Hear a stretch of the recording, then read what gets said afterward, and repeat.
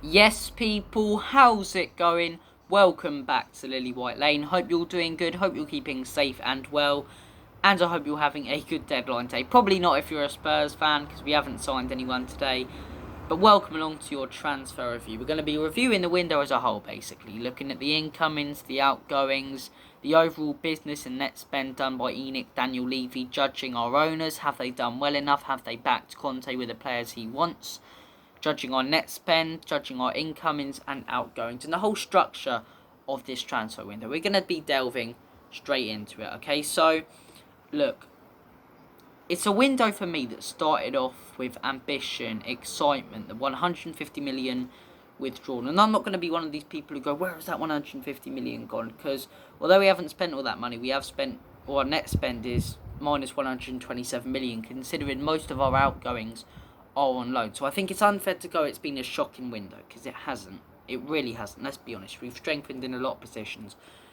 But it started where Spurs looked the most ambitious and exciting club in the window. And then, since then, Arsenal have caught up. Chelsea have caught up. And you look at the signings they've brought in and the money they've spent and compare it to us. It's very similar, if not better. And then you sort of go, has it been that massive window that we were all promised? It's been a good window. To be fair, compared to other windows, I believe it's been a good window. But it hasn't been the window that we were all promised. This huge 150 million, Conte being able to get every player he wants and fight on the pitch for league titles and stuff. I think we've strengthened in a squad and a team now that is going to be able to contend for top four and probably get inside the top four for a couple of seasons and do a decent run in the cups. If that's your ambition, as I say, you can consider it a very good window. If your ambition is to win the league title under Antonio Conte, you can consider it a very poor window. I'm sort of in the middle. I'd take a decent finish in the top four and a couple of cups, or a decent run and potentially a trophy here and there. But look, there's things we could have done better in this window, things we could have done worse, and some very, very, very massive positives we can take out this window, and players who will serve us for the next few years hugely and will make an impact on the team when they really settle in. So look, started off really ambitious, other teams have caught up, and the fact we did our business really early was always going to cause a bit of controversy, because even if that's all the business we're going to do, towards the end, right at the end of the window, people are going to be kicking off because we ain't signed anyone for a few months. But look, let's look at the incomings, let's look at the outgoings, let's assess the team, the depth we have. Incomings, I want to start things off with Richarlison, okay?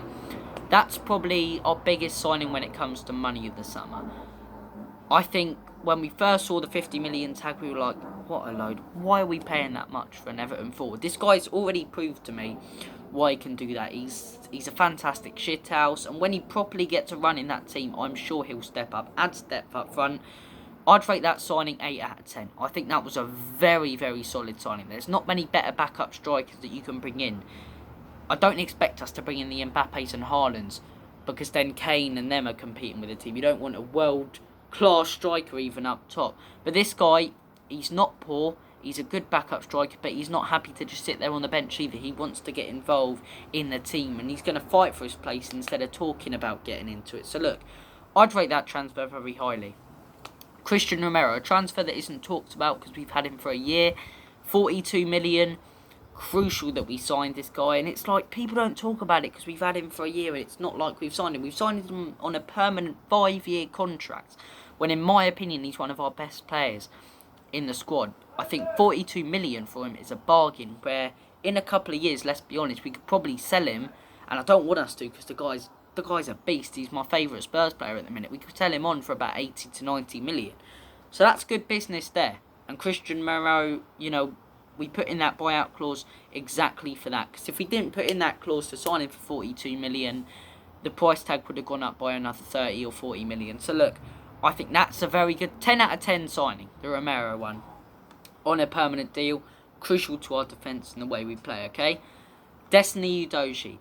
It will take a while to see how he settles in, 20 million. It's frustrating we don't have him now, because you look at Spence, he's going to fight to get into the team. We'll see how he gets on. I don't think he's quite ready for the first team. Is Royale good enough? He can be on and off. Udogie would get straight into that first team now, and that's why it's frustrating that we've sent him straight back out on loan on Udinese. But we'll see what happens with him next season. I'll rate it 6, 7 out of 10. He looks to be a decent player. We'll see what happens with him. We can't judge too much about that guy. Bissouma, 9 out of 10 transfer. Yes, he didn't have the best of games yesterday against West Ham, but wait till this guy settles in. He's one of the best midfielders in the Premier League. I think, like I say, at the beginning of the window, Richarlison, Bissouma, all of these players being bought in and all of this money being spent, we thought it was going to continue all summer, and it hasn't, sadly, but look, Bissouma's a top signing for me. He's a top signing, and 25 million. You can have your opinions on Enoch, but you can't argue that that's fantastic business to get him on 25 million. For me, 9 out of 10 transfer. I think that's a really, really solid transfer. Another 9 out of 10 transfer. Perisic on a free. The guy's 33, just turned 33. On a free transfer for 2 years. This guy will play on until he's 35, 36. He's experienced, he's a winner, and he's already showing that the age isn't affecting him. He's as fit as someone who's 27 years old. This guy's already proven he's ready and set for the Premier League. And look, he's had a fantastic start in a Spurs shirt. So maybe the age thing brings the rating down a little bit. 8 out of 10 though. I think that's a very, very solid signing. Fraser Forster, we needed a backup keeper. He's alright. Is he a bit old maybe? I'd give that one 5 out of 10. 5 out of 10 for me. Spence, it remains to be seen what will happen with Spence. I think, bloody, how loud can a motorbike be? It remains to be seen what will happen with Spence. Whether this guy will really be worth that money, whether he'll step up. I've compared him to Trent Alexander-Arnold before and could be the next Trent, because I really believe he can be. I believe he's a fantastic prospect. And as soon as he gets a run of games and a bit of confidence, he'll step up. So 7 out of 10 signing for me. I thought the incomings in this window were very, very good. And the actual players we signed were of high standards. We got them for good prices. So the players we bought in, fantastic business. But at the same time, it's the players we didn't bring in. Like I say, we started that window and we're like, okay, we've signed all these guys within a month. Let's carry on. And we just didn't. And that's left us lacking a couple of positions. We've bought in Longley as well on a loan deal. The guy hasn't done anything so far. He hasn't been in the team, so it remains to be seen with him. But is he really top Premier League quality, where we want to be competing with the Chelseas, who have Wesley Fofana, Gvardiol, Koulibaly, Thiago Silva, with Arsenal, who have Gabriel, Saliba. Saliba's a very, very good centre-back. Is it good enough to compete with those? Probably not, and it's where we've left ourselves too long here. And the first month, fantastic, but we should have bring in a top centre back and an attacking midfielder, and this goes down as the best Spurs window ever. A real decent centre back, but we flopped. We didn't go in for Gvardiol. Chelsea didn't have oil money, but they still went in for him. They spent a lot of money, because Todd Bowley's an ambitious owner. It's just the fact Tuchel's a shit manager. But they spent 90 million on that guy. Earlier in the window, we could have got him for about 70 million. And we didn't. Even today, players all window, and the two positions I think we needed were an attacking midfielder, someone creative, and a centre-back. Why haven't we gone in for Maddison all window? Why haven't we at least approached a bid? I can't see the reasoning or excuses behind not approaching for a centre-back. Not bloody West Ham, but West Ham actually have went in for Paqueta, a player who we were linked with, and have signed him, just like that. So, I'm not having any of this, is there any excuses? I don't think there are any excuses to why we haven't signed a centre-back or an attacking midfielder. We've had 2 months to do it, and we haven't. Malinowski wants to come to Spurs, for crying out loud, yet we don't want to sign him. Carrasco wants to come to Spurs. We don't want to sign him, Gvardiol, why didn't we go in for him? Why didn't we go in for Koulibaly earlier in the window? And that's where other teams do have the strength above us, because our back three, right, when all of them are fully fit, Romero, Dyer, Davies, that's a decent enough back three, okay? Dyer and Davies step up when they're next to class in Romero, so that's a decent back three. But you see the issues in defence when one of them gets injured, when Romero gets injured. Sanchez, Dyer and Davies. That's where we're lacking. It should be, for example, a Romero, a Gvardiol, a Dyer. Okay, Gvardiol gets injured. Bring in Davies. Move Dyer over. Okay, Romero gets injured.